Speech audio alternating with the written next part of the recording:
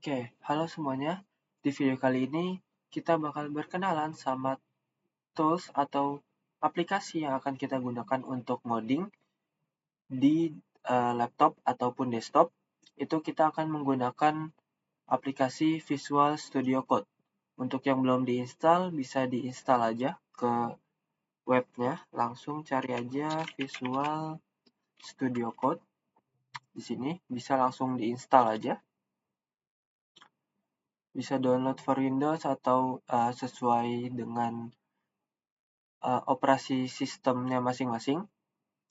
Lalu diinstal normal aja, bisa diikutin penginstalannya. Kemudian jika sudah terinstall, bisa kita buka Visual Studio Code-nya. Oke, untuk Visual Studio Code yang tampil sekarang ini di laptop gua, itu udah gua lakuin customisasi kayak tema, terus icon, dan beberapa hal lainnya gitu kan. Nah, untuk secara defaultnya ini seperti toolbar yang ada di sini itu harusnya di sebelah kiri. Terus dan yang lainnya lah kurang lebih. Jadi nggak perlu bingung. Ini urutannya kurang lebih sama dan juga nama-namanya pasti sama juga. Oke. Sekarang kita akan kenalin Visual Studio Code-nya. Nah, di Visual Studio Code ini ada beberapa tool yang penting. Nah, untuk di toolbar ini, ada di paling atas itu Explorer. Explorer ini fungsinya untuk kita mengatur file-files dan juga folder dari project kita nantinya. Terus di bawahnya ini ada search, kemudian di sini ada source control. Nanti ini yang terhubung dengan Git dan juga GitHub. Lalu ada run and debug run, kemudian ada extension di sini.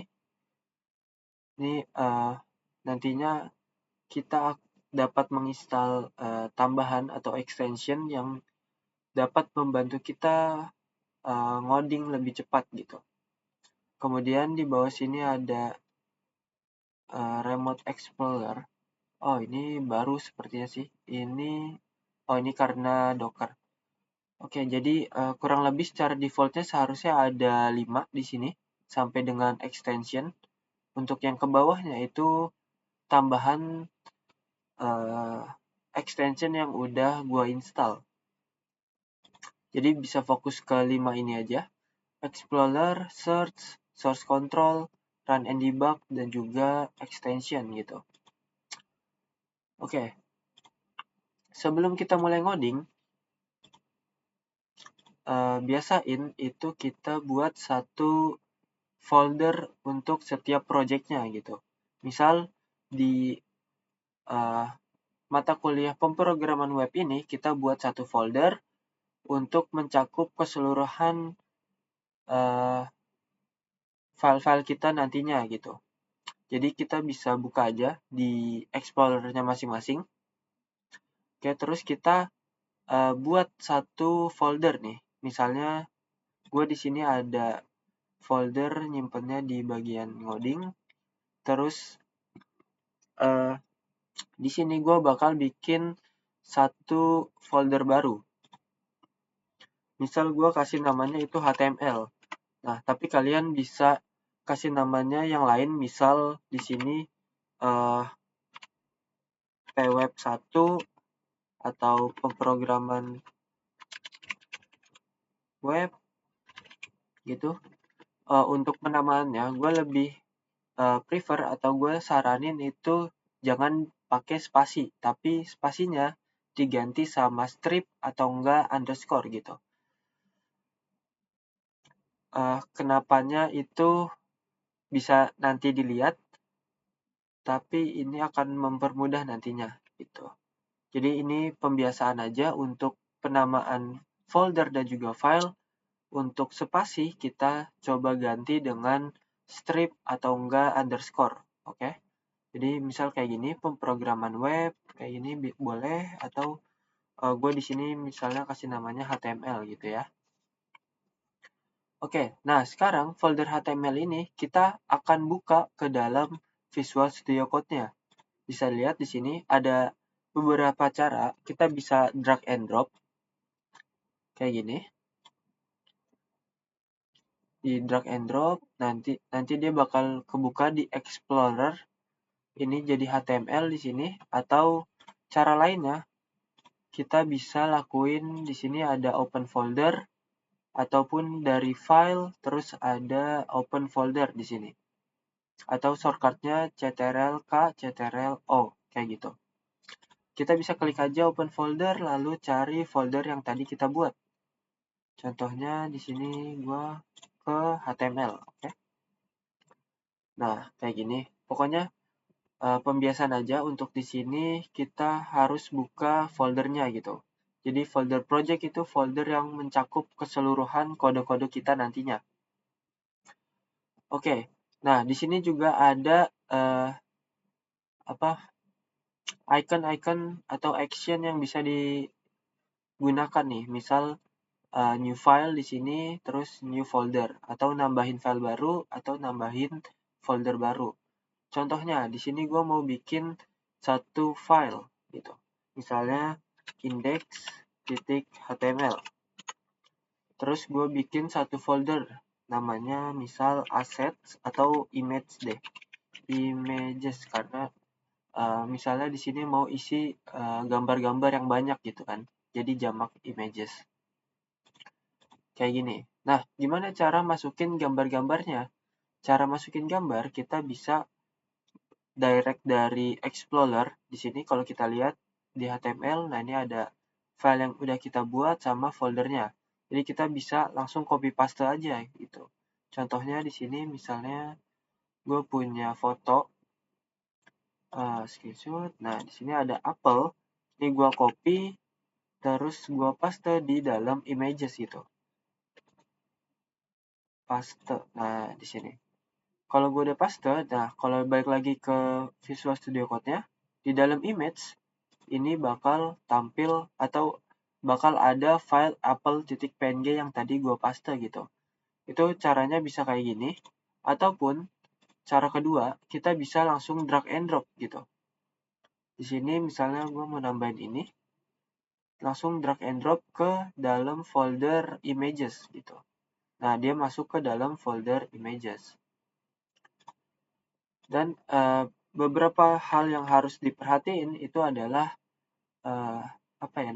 level kayak gitu. Jadi kurang lebih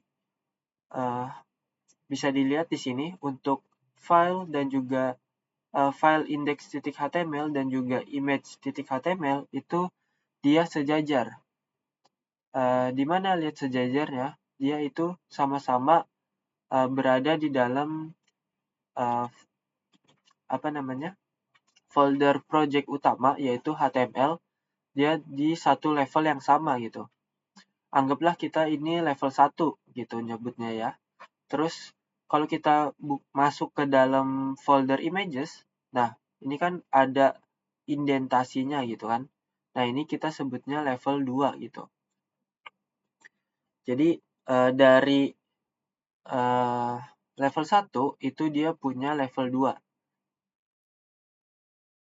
2. Berarti di dalam folder images. Gimana kalau kita punya level 3, 4, 5, dan seterusnya gitu kan. Nah itu sama aja, jadi misalnya kita punya folder di dalam folder gitu. Contohnya, misal gue di sini bikin assets. Nah, folder assetsnya itu nanti gue isi sama images gitu. Jadi imagesnya gue masukin ke dalam assets. Di move.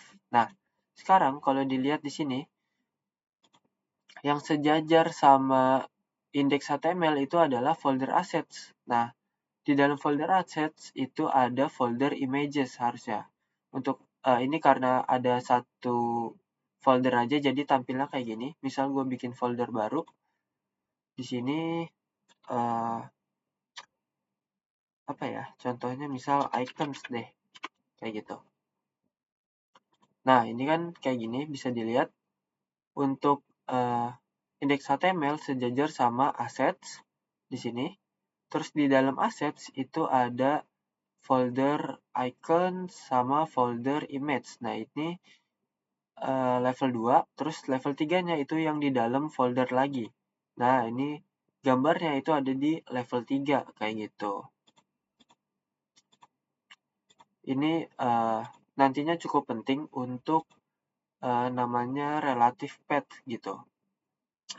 Sebagai contoh, ini gambaran untuk penggunaan relative path. Misalnya di sini gue punya tag img gitu. Nah, untuk img-nya gue mau nampilin gambar apel gitu kan.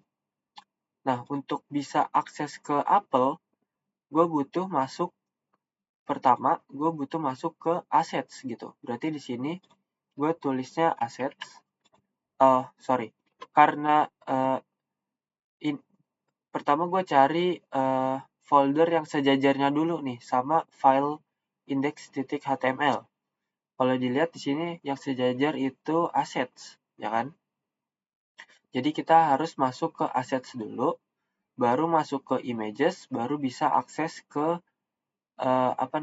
file apple.png-nya kayak gini.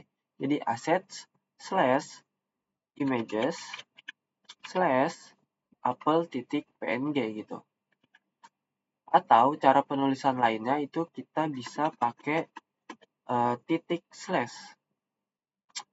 Titik slash artinya kita mencari file atau folder yang sejajar sama file kita sekarang. Ini kan file index.html, jadi ketika kita ketikin titik slash, itu dia akan mencari folder atau file yang sejajar. Bisa dilihat di sini yang sejajar itu adalah folder assets. Jadi di sini kalau kita lihat dia ada snippetnya di sini, ada suggestionnya, itu ada assets gitu. Jadi kita bisa masuk ke assets, terus masuk lagi ke image, baru apple gitu.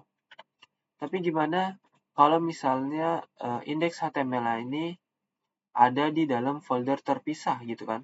Contohnya kita di sini tulisin adalah web misalnya. Terus index.html ya kita masukin ke dalam folder web. Kayak gini.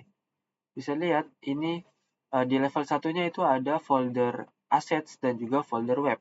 Nah sekarang dari index.html itu ada di level 2, yaitu di dalam folder web gitu kan.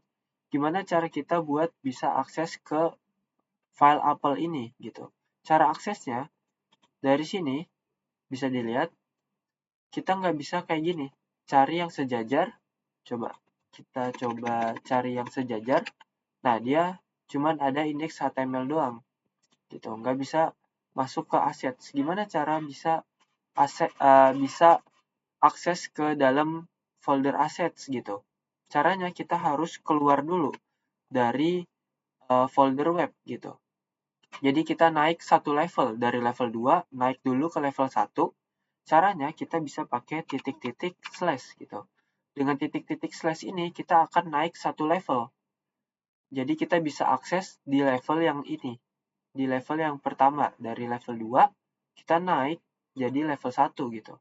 Makanya kita bisa akses ke folder web atau enggak folder assets. Di sini setelah titik-titik slash, setelah kita naik level, kita baru bisa akses ke assets, image, apple.png, kayak gitu. Ini sedikit tentang relative path. Oke. Kurang lebihnya buat pengenalan tools Visual Studio Code dan yang bakal kita sering jumpai itu studi kasusnya kayak gini. Oke, sekian video kali ini.